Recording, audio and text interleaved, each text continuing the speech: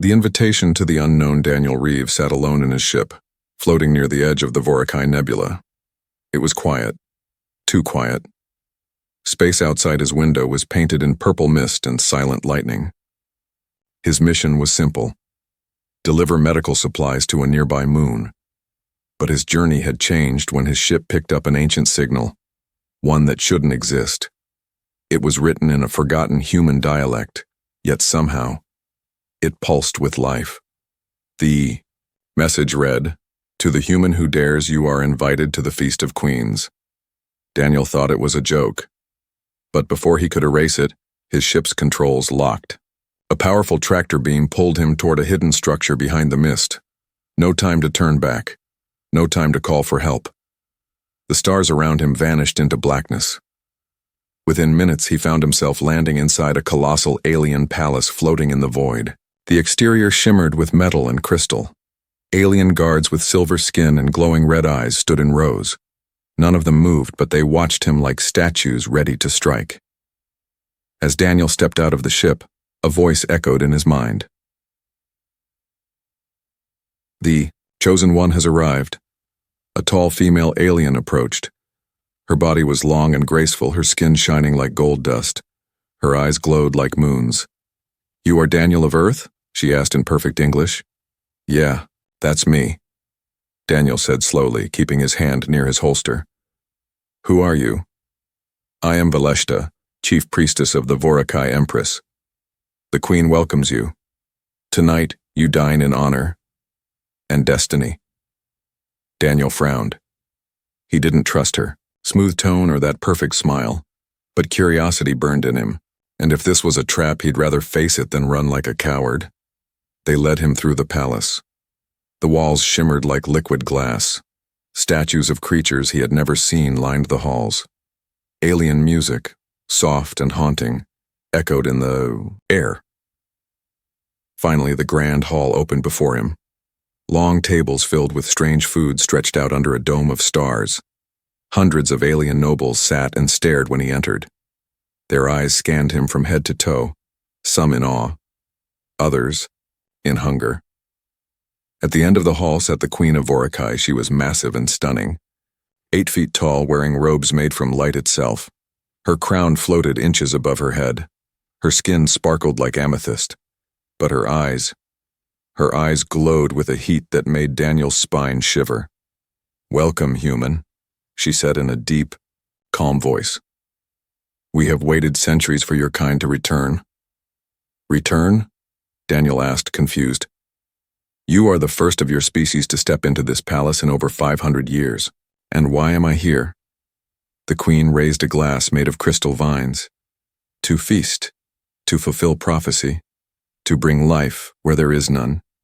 Everyone in the hall raised their glasses and repeated, "To bring life where there is none." Daniel sat at the head table, feeling like meat in a room full of predators. The food was unlike anything he'd seen. Purple fruits that smoked, meats that pulsed with light, and drinks that shimmered with colors he couldn't name. The Queen watched him closely as he took the first bite. The food melted in his mouth. It was delicious, but something felt off, like he was being prepared, not honored. Across the table, 3 alien girls entered the hall. They were tall, beautiful, and powerful looking. Each wore a different color, each with different markings on their skin. They walked like royalty, like hunters. One of them looked straight at Daniel and smiled. But it wasn't a kind smile. It was the kind a wolf gives a rabbit before the pounce. He leaned toward Valeshta and whispered, "Who are they?"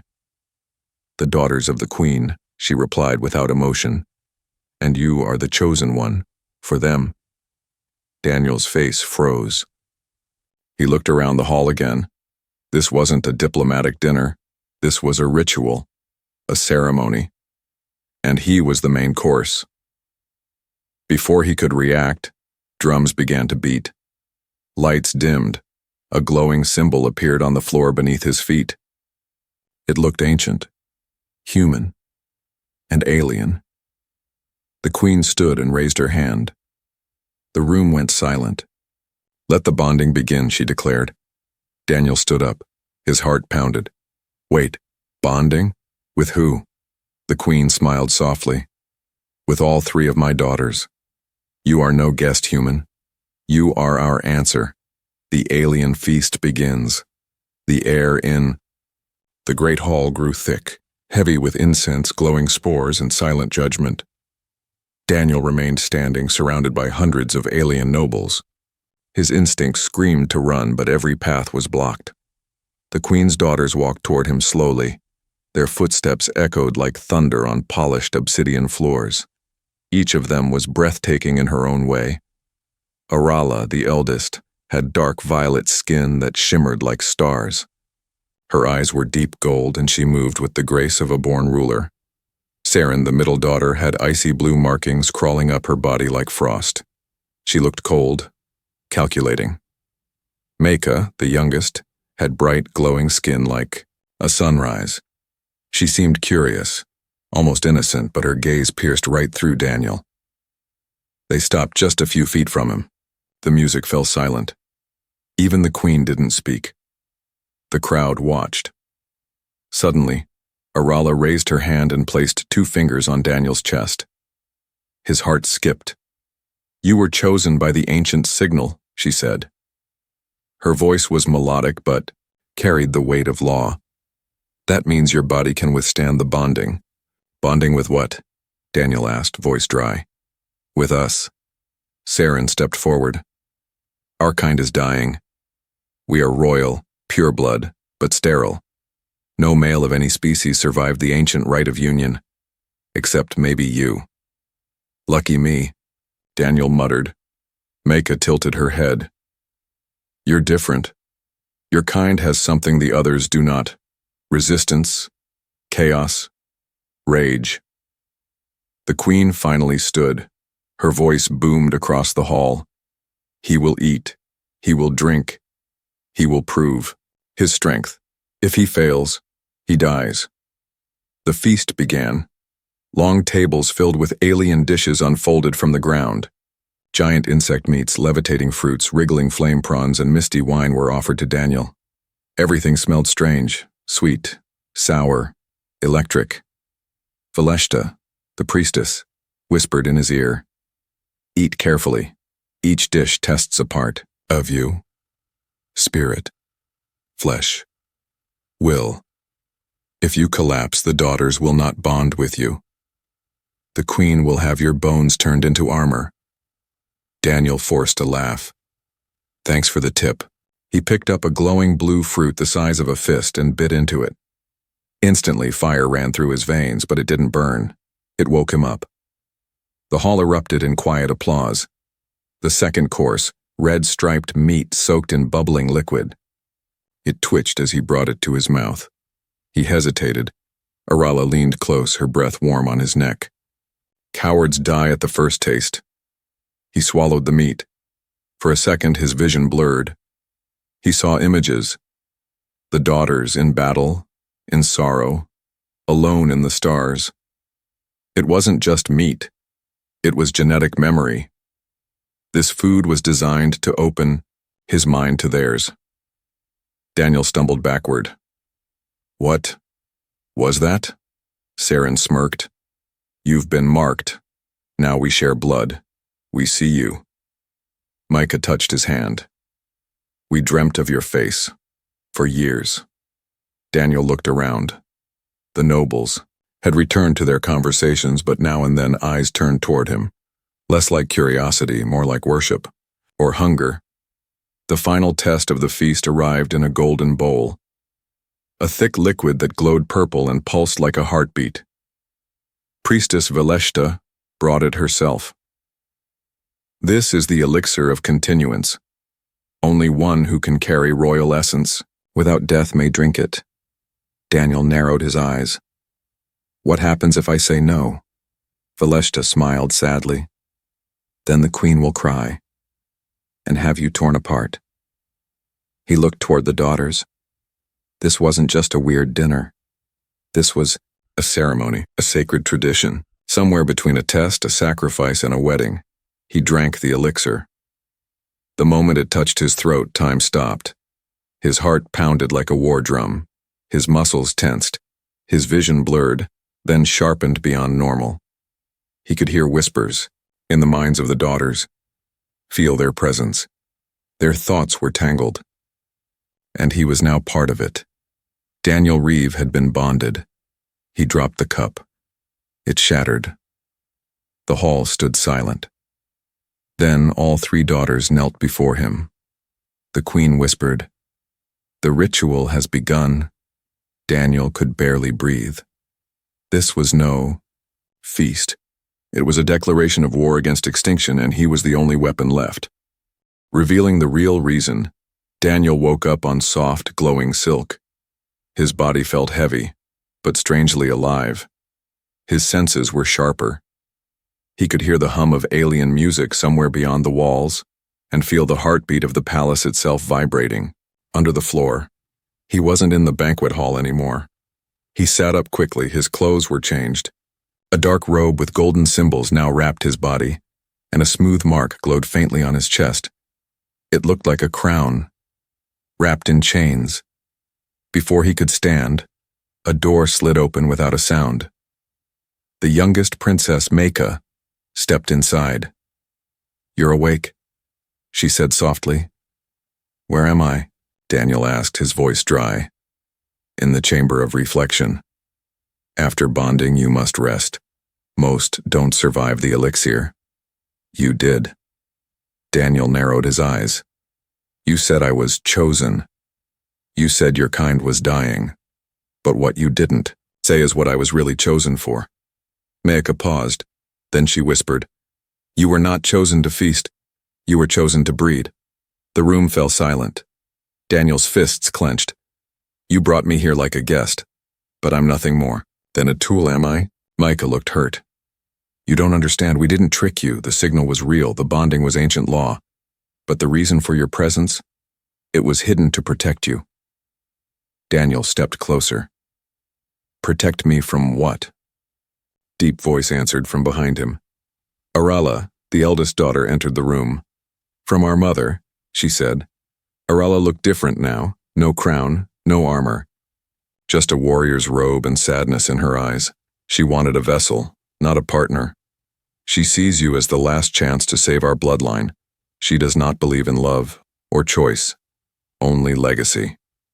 Daniel's voice lowered. "And you?" Arala walked slowly around him. "We were raised to see humans as myths, creatures of chaos and power. The last one who bonded with our bloodline destroyed half our empire. He loved one of our ancestors. She died in childbirth. His rage broke our skies." Daniel's eyes widened. "You're saying I'm the first human here in 500 years, and the last one went berserk?" "Yes," Arala said. "And the queen fears history will repeat itself. That's why she keeps secrets. That's why she controls everything. But this time, she made a mistake." "What mistake?" "You're not like the others. You think, you feel, you question us. That makes you dangerous. But it also makes you real." Before Daniel could reply, the chamber doors flew open, with a crack of thunder. Guards in black armor marched in, and between them walked the queen. Her face was unreadable. Her voice calm but sharp like a blade. "You were warned not to speak without permission, daughters." Arla and Maika bowed. Daniel stood firm. "No more games," he said. "Why am I really here? Say it yourself." The queen stepped close. Her glowing eyes locked onto his. "You are here because only a human's life force can unlock our future. Our royal blood has decayed. We are sterile by curse, not by choice. You are not just the key to rebirth. You are the spark that must burn." Daniel felt his skin crawl. "So I'm not a guest. I'm a furnace." The queen tilted her head. "No. You are hope. The only hope." Daniel looked at the daughters, who now seemed less like royalty and more like prisoners, victims of tradition. He turned back to the queen. "And if I refuse?" The queen's eyes flared. "You won't. The elixir is inside you now. You're bonded to our life force. If you run, you die. If you betray the bond, they die." Silence. Daniel stared at the queen, Then slowly he said, "Then maybe it's time someone broke the bond. Forever." A test of strength and will, Daniel stood in silence as the queen left the chamber. The cold echo of her footsteps faded, but her words stayed like chains around his neck. If you betray the bond, they die. Arella and Maka avoided his eyes. The youngest princess trembled. Daniel could see it now. This palace was not a home. It was a golden prison, and he had become its newest prisoner. But something in him changed. He wasn't going to play by the queen's rules. Hours later, Daniel was dragged by 2 guards into a massive arena deep beneath the palace. Stone pillars carved with ancient, alien symbols surrounded the circular floor. The air buzzed with heat and tension. Watching from above, alien nobles filled the stands. Even the queen sat high above on her floating throne. Priestess Valeshta stood in the center of the arena. Hiri raised her voice. "Let the trial of worth begin." Daniel blinked. Trial? A door opened, and out walked Saren, the cold middle daughter. She wore armor of black glass and carried a glowing blade. Her eyes glinted with frost.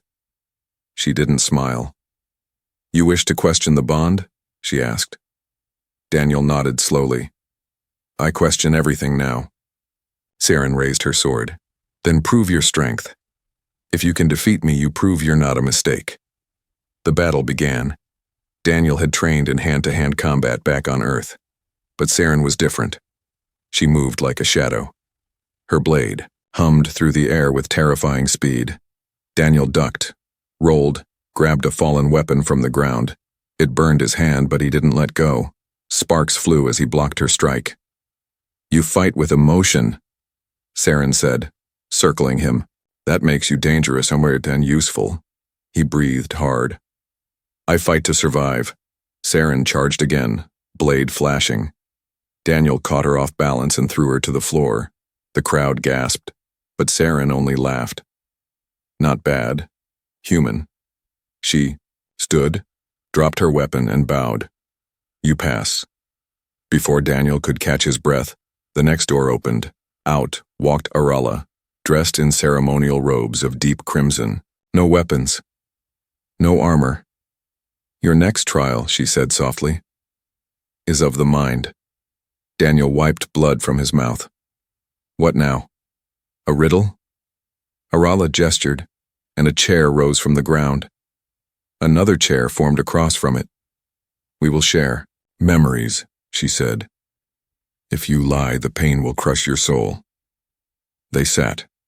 Their foreheads touched. The bond ignited.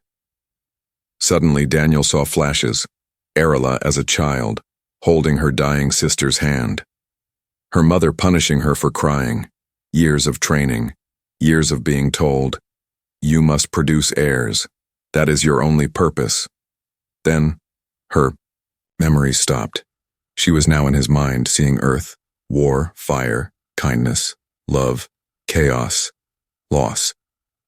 They pulled back, gasping for air. Tears ran down Arella's cheek. "I see it now," she whispered. "You're not just a spark. You're a storm." The queen frowned from her throne. Daniel stood. "Is that a pass?" Arella nodded. "You are not weak," she said. "You are uncontrollable. That's what Mother fears most." The final trial came without warning. The youngest, Maka, entered the arena. But instead of tests or weapons, she brought a child, a small alien girl, sickly, pale, struggling to breathe. "This is my cousin," Maka said. "She was born without the bond. She's dying." Daniel looked confused. "What am I supposed to do?" Maka placed the girl in his arms. "Your final trial is not to fight, not to win, but to heal. Touch her. Let her body feel what yours carries." Daniel hesitated, but then he saw the child's eyes. Fear, weakness, hope. He closed his eyes and focused. His mark glowed. The bond inside him pulsed. A warm light flowed from his hands. The child gasped. Her skin brightened. Her eyes fluttered. "Open." The crowd was silent. Even the queen's mouth dropped open slightly. Daniel looked at Maka. What just happened? You shared your human life force, she whispered. It worked. You healed her. Suddenly, alarms rang across the arena, flashing red lights. Guards rushed toward the queen. Whispers spread like wildfire. The prophecy. It's real. Daniel stepped back. What prophecy? Maka turned to him with wide eyes. The human who can heal the bloodline is destined to either rule with the queen or destroy her. Daniel's heart raced. Now he understood. This wasn't about heirs. This was about power, legacy, rebellion, and he had just become the center of both. Secrets of the Vorakai, the palace, was no longer quiet. After the healing in the arena, the halls echoed with whispers and fear. Nobles argued in corners. Guards doubled at every door. The queen had vanished from public sight. Something had changed. Something dangerous, and at the center of it was Daniel. Back in his chamber, Daniel sat in silence. The glowing mark on his chest still pulsed softly, like it had its own heartbeat. 3 trials. 1 healed child. 1 shaken empire. He wasn't just a guest anymore. He was a threat. The door creaked open. It wasn't a guard or a princess this time. It was a servant, old and hunched, with long silver hair and eyes like cloudy glass. I saw it, the servant said, her voice like sand on stone. I saw the bond awaken again. Daniel looked up. Who are you? The woman stepped closer. I was there, when the first human touched our world. She sat down and began to speak. 500 years ago, a human soldier crashed near our moon. He was wounded and angry. But one of our princesses, long before this queen, saved his life. They fell in love. It was real, powerful, dangerous. Daniel leaned in. Then what happened? The elders warned her. They said human chaos would poison the royal blood. But she didn't listen. She bonded with him. She gave birth to a daughter. The servant paused, eyes shining. That daughter is the queen you met. Daniel froze. The queen was half human? The servant nodded. And that is why she hides it. Why she fears humans. Why she made laws against love. She saw her father die protecting her, and she buried every part of him, even in herself. Daniel stood, stunned. So, I'm not the first.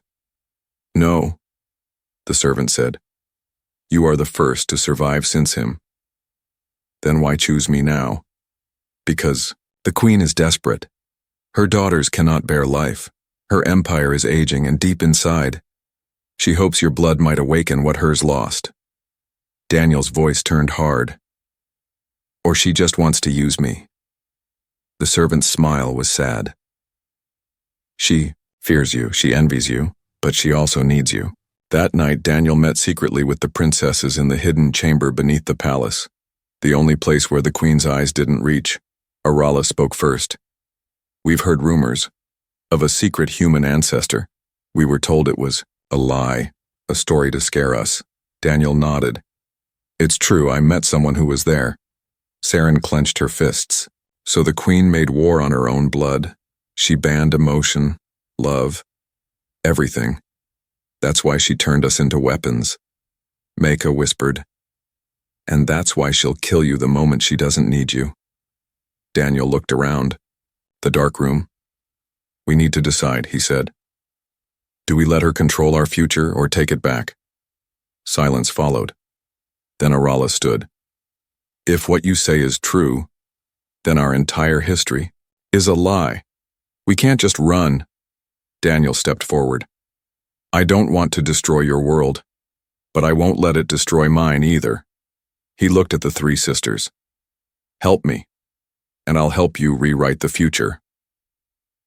Outside the chamber, Valeshta stood in the shadows, listening to every word. She turned slowly and disappeared down the hall, heading straight toward the queen's private throne. The rebellion had begun, and time was running out. The queen's true plan. The sky above the palace turned blood red. It wasn't natural. It was a warning.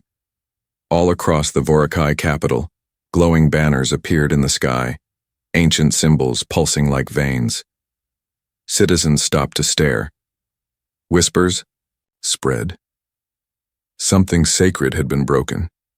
Inside the royal palace, silence fell like a storm waiting to strike. Daniel stood at the edge of the queen's private chamber, surrounded by elite guards. They didn't speak. They didn't blink. They were bred to obey, even if it meant death. The queen sat alone at the far end of the room, her eyes closed. Behind her, a massive wall showed a projection of the galaxy. Earth was highlighted in blue. She opened her eyes slowly. "You should not have touched that child," she said. "Now everyone thinks you are more than you are." Daniel didn't flinch. "I saved her life. If that scares you, maybe you're not as strong as you claim." The queen smiled coldly. "You misunderstand. It does not scare me. It tempts me." She stood and walked toward him, each step echoing like thunder in the vast hall. "I've ruled this empire for 4 centuries. I've seen alliances fall, planets vanish, bloodlines end. But never, never have I seen a species like yours."